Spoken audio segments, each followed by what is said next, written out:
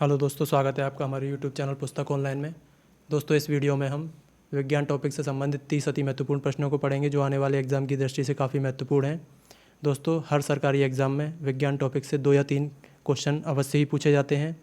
और दोस्तों, इस वीडियो में हमने पिछले कुछ सालों में पूछे गए क्वेश्चन में से 30 सेलेक्टेड एवं अति महत्वपूर्ण प्रश्नों को सम्मिलित किया है, इसलिए वीडियो को अंत तक ज़रूर देखें।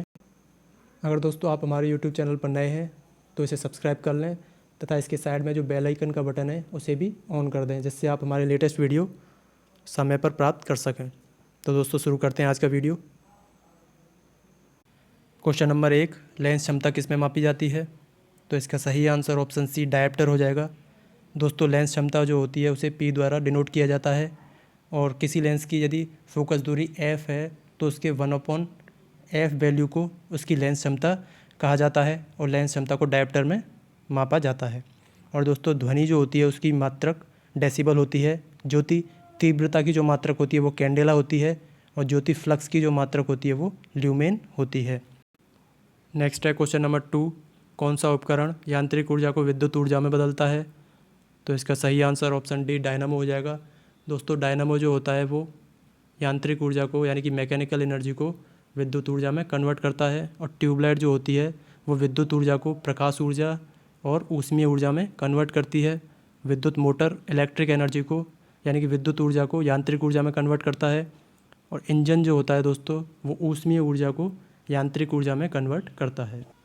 नेक्स्ट है क्वेश्चन नंबर 3, निम्न में से कौन सा हैलोजन तत्व नहीं है? तो इसका सही आंसर ऑप्शन डी ऑक्सीजन हो जाएगा। दोस्तों, आवर्त सारणी के 17वें वर्ग को हैलोजन कहा जाता है, और 17वें वर्ग में फ्लोरीन, क्लोरीन, ब्रोमीन और आयोडीन तत्व आते हैं, यानी कि इन सभी तत्वों को हैलोजन तत्व कहा जाता है। और दोस्तों, 16वां जो वर्ग होता है उसके तत्वों को चैल्कोजेन तत्व भी कहा जाता है, और ऑक्सीजन जो होता है वो 16वें वर्ग में ही आता है, इसलिए ऑक्सीजन को चैल्कोजेन तत्व कहा जाता है। इससे आप ये भी याद रखेंगे। नेक्स्ट है क्वेश्चन नंबर 4, निम्न में सूर्य की ऊर्जा का स्रोत क्या है? तो इसका सही आंसर ऑप्शन बी नाभिकीय संलयन या फिर न्यूक्लियर फ्यूजन हो जाएगा। दोस्तों, नाभिकीय संलयन में 2 हल्के नाभिक मिलकर उच्च ताप व दाब पर एक बड़े नाभिक का निर्माण करते हैं, और इस प्रक्रिया में ऊर्जा मुक्त होती है। इसी प्रोसेस को नाभिकीय संलयन कहा जाता है। उदाहरण के लिए एक ड्यूटेरियम और एक ट्राइटियम मिलकर एक हीलियम के नाभिक का निर्माण करते हैं, और इस प्रक्रिया में एक नाइट्रोजन मुक्त होता है तथा 7.6 मिलियन इलेक्ट्रॉन वोल्ट एनर्जी इस प्रक्रिया में निकलती है, और यह प्रक्रिया उच्च ताप एवं दाब पर होती है। यह एक नाभिकीय संलयन का उदाहरण है। नेक्स्ट है क्वेश्चन नंबर 5, निम्न में से कौन सा नियम गैस से संबंधित है?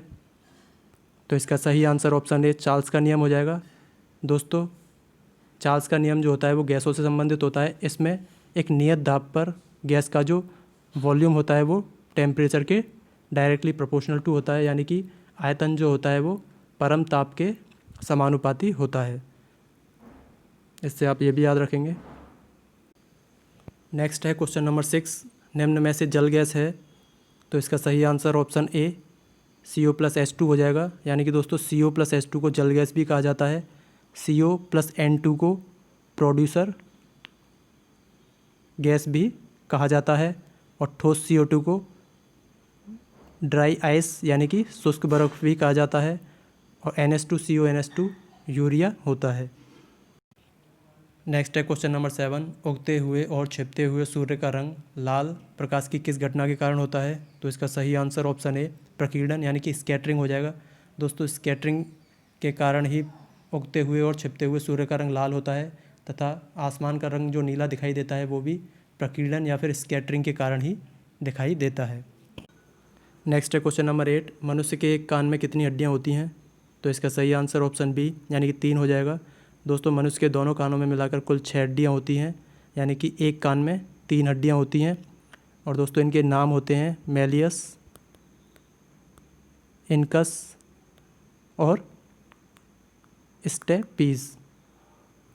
दोस्तों, स्टेपीज जो हड्डी होती है वो मानव शरीर की सबसे छोटी हड्डी होती है, और सबसे बड़ी हड्डी जो होती है वो फीमर होती है और फीमर जो होती है वो जांघ में उपस्थित होती है।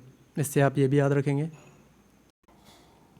नेक्स्ट है क्वेश्चन नंबर 9, विज्ञान की वह शाखा जिसमें जीवाश्मों का अध्ययन किया जाता है कहलाती है। तो इसका सही आंसर ऑप्शन ए पैलियोंटोलॉजी हो जाएगा। यानी कि दोस्तों पैलियोंटोलॉजी में जीवाश्मों का अध्ययन किया जाता है। हेमेटोलॉजी में रुधिर एवं रुधिर से संबंधित रोगों का अध्ययन किया जाता है। टैक्सोनॉमी में जीवों के वर्गीकरण एवं नामकरण का अध्ययन किया जाता है। और न्यूरोलॉजी में तंत्रिका तंत्र का अध्ययन किया जाता है। नेक्स्ट है क्वेश्चन नंबर 10, निम्न में से सबसे व्यस्त अंग कौन सा है। तो इसका सही आंसर ऑप्शन डी हृदय हो जाएगा।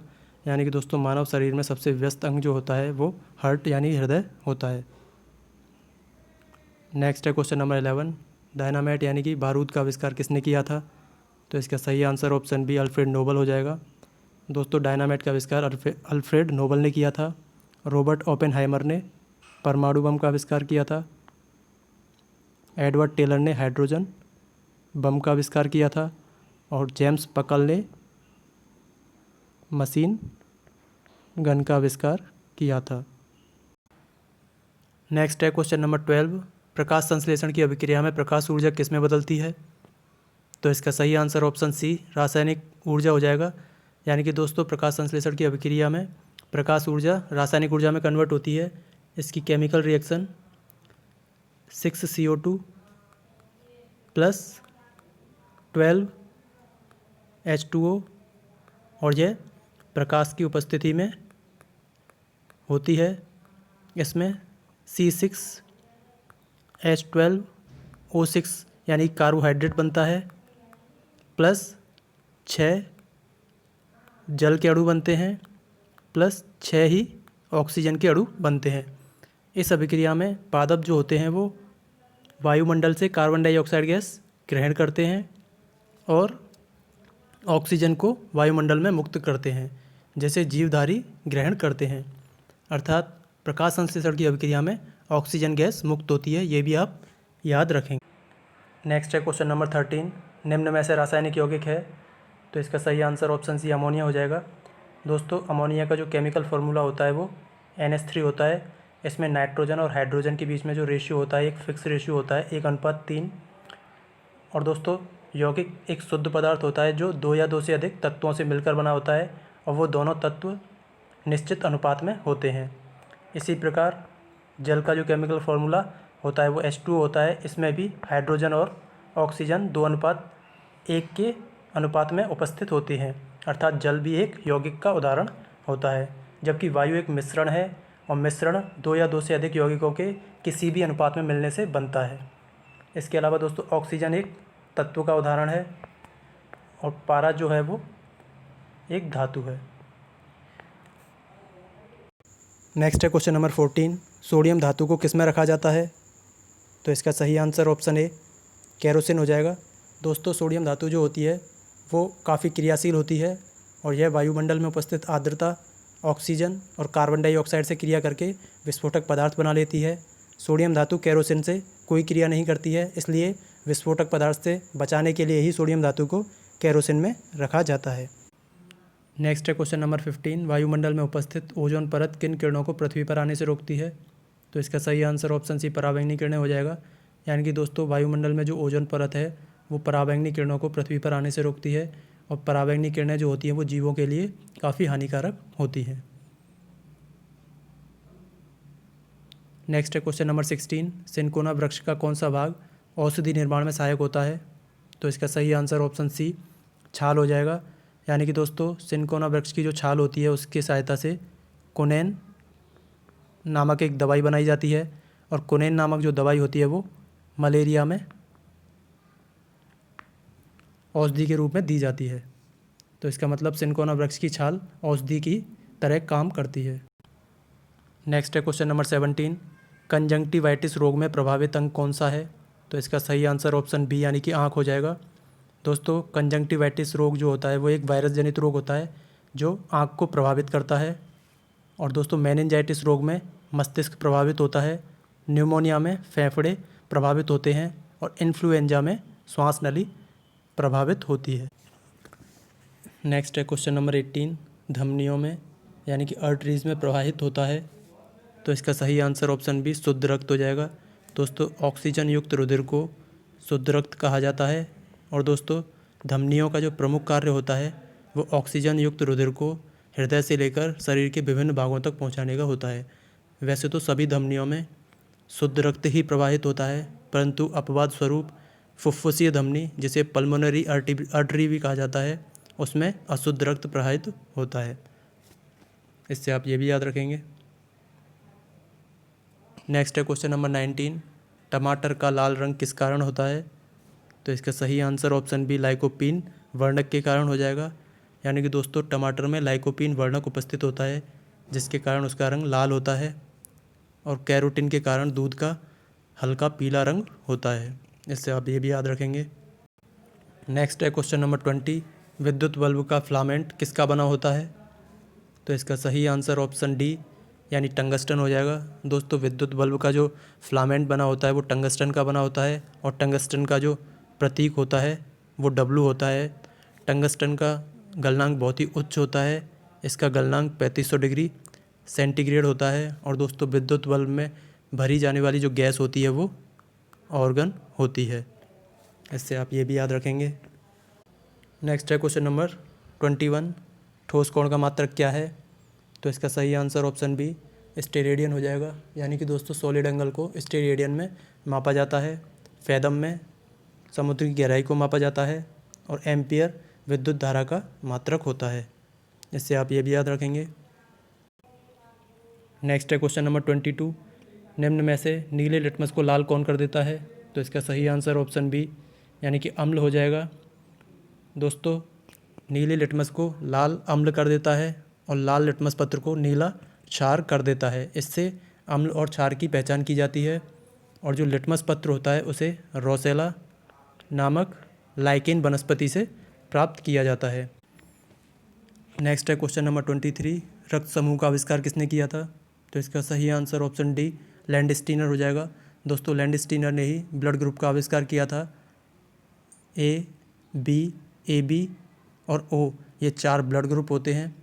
दोस्तों ओ को यूनिवर्सल डोनर यानी कि सार्वभौमिक दाता कहा जाता है, और दोस्तों ए बी को यूनिवर्सल रिसिपेंट यानी कि सार्वभौमिक ग्राही कहा जाता है। नेक्स्ट है क्वेश्चन नंबर 24, थायराइड ग्रंथि मानव शरीर में किस अंग में उपस्थित होती है? तो इसका सही आंसर ऑप्शन सी गर्दन हो जाएगा। यानी कि थायराइड ग्रंथि जो होती है वो मानव शरीर की गर्दन में उपस्थित होती है, और थायराइड ग्रंथि के कारण थायरोक्सिन हार्मोन स्रावित होता है। और दोस्तों आयोडीन की कमी के कारण गलगंड रोग हो जाता है।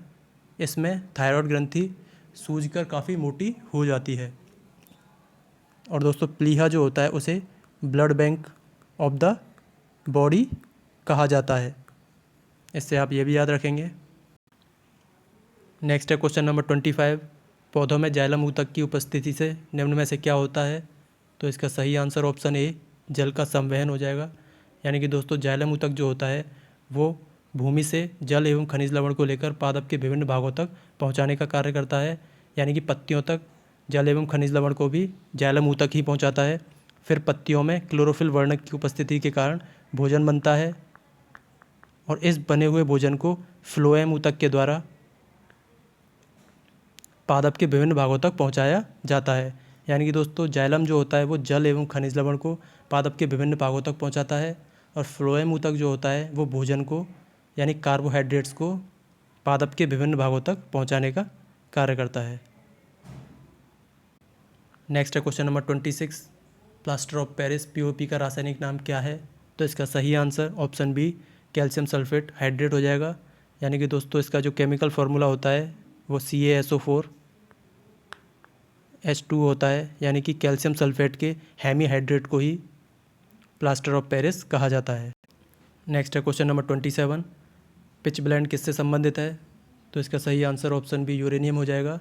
यानी कि दोस्तों पिच ब्लेंड जो है वो यूरेनियम का अयस्क होता है। नेक्स्ट है क्वेश्चन नंबर 28, तनुगंधक का अम्ल यानी कि डाइल्यूट H2SO4 की जिंक के साथ क्रिया से उत्पन्न होती है। तो इसका सही आंसर ऑप्शन ए हाइड्रोजन हो जाएगा। यानी कि दोस्तों डाइल्यूट H2SO4 पर जब जिंक की अभिक्रिया कराई जाती है तो इससे ZnSO4 और H2 बनती है, यानी कि इस अभिक्रिया में H2 गैस जो होती है वो मुक्त होती है। इससे आप ये भी याद रखेंगे। नेक्स्ट है क्वेश्चन नंबर 29, शुद्ध जल यानी कि डिस्टिल्ड वाटर किस प्रकार का विद्युत चालक है? तो इसका सही आंसर ऑप्शन भी खराब हो जाएगा। यानी कि दोस्तों शुद्ध जल जो होता है वो इलेक्ट्रिसिटी का एक बैड कंडक्टर होता है, और दोस्तों अशुद्ध जल जो होता है वो इलेक्ट्रिसिटी का एक गुड कंडक्टर होता है, और चांदी जो होती है दोस्तों वो सर्वोत्तम कंडक्टर यानी कि चालक होती है। नेक्स्ट है क्वेश्चन नंबर 30, अग्निशमन यानी कि फायर एक्सटिंग्विशर में कौन सी गैस का प्रयोग किया जाता है? तो इसका सही answer option C carbon dioxide gas हो जाएगा। यानी कि दोस्तों CO2 गैस का उपयोग ही फायर एक्सटिंग्विशर्स में किया जाता है। तो दोस्तों ये था आज का वीडियो। अगर आपको ये वीडियो पसंद आया है तो इसे लाइक करें, शेयर करें तथा कमेंट करके हमें ये ज़रूर बताएं कि PDF दोनों लैंग्वेज में चाहिए या फिर एक ही लैंग्वेज में ठीक है। अगर दोस्तों आप हमारे YouTube चैनल पर नए हैं तो इसे सब्सक्राइब करना ना भूलें। मिलते हैं नेक्स्ट वीडियो में, तब तक के लिए धन्यवाद।